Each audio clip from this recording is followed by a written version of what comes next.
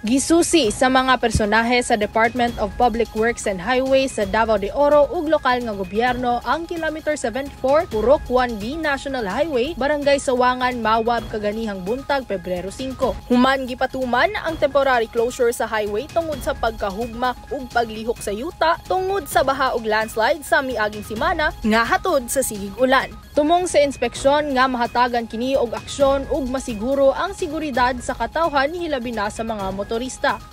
Tentatively sa napag-usapan namin sa Incident Command Center namin, kasama yung DPWH, nakita namin na ito yung epekto sa bago lang lindol. Sumunod si Shareline, yun, parang yung mga crack na ginawa ng lindol, napasukan ng tubig, kaya nabuntis, pumutok. Ito yung nangyari dito. Parang pressurized yung highway natin. Hindi pa slide, pasaka yung kwan. Tingnan mo yung pasaka yung kwan ba, parang pumutok yung kalsada. Kuyog sa taga-DPWH, sila Mawab Mayor Puerto Gonzaga III, PDRRMO Head Joseph Randiloy, PRO11 Regional Director Police, Brigadier General Aldan Dalvo. Miabot sab sa area sila Office of Civil Defense, Assistant Secretary Hernando Caraig Jr. ug Regional OCD Director Ednar Dayanghirang ug uban pa. Dunay alternatibong ruta alang sa mga light vehicle ug nagplano karon ang lokal nga gobyerno nga magpatuman og window time alang sa mga truck. Yung mga light vehicles natin, sir, may alternate road tayo. Galing sentro ng Mawab, dadaan sa Barangay Sawangan, papuntang Libay-Libay ng lungsod ng Mako, lalabas doon sa Dumlan. National Highway na going to Davao Oriental. Pwede na rin sa kanan, papuntang Tagum City o Davao City.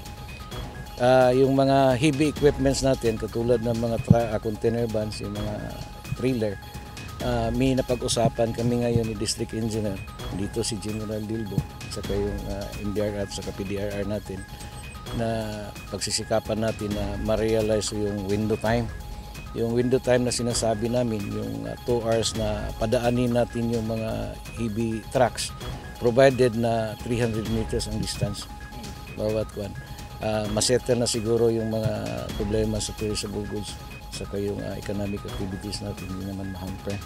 So yun ang nakita namin, or baka may progress kung kawaan ng Panginoon na walang movement sa pagdaan ng mga malalaking sasakyan, baka may dalawang window time dahil sa isang araw. Sumala ni Mayor Gonzaga, ginahulat pa nila gikan sa Mines and Geosciences Bureau kun MGB kung fault line ba ang nakita nga mga crack sa lugar. Yung nakita natin na malaking crack, hintayin na lang namin yung final say ng MGB kung talagang fault line lang o simply crack lang yan na nangyari noong lindol.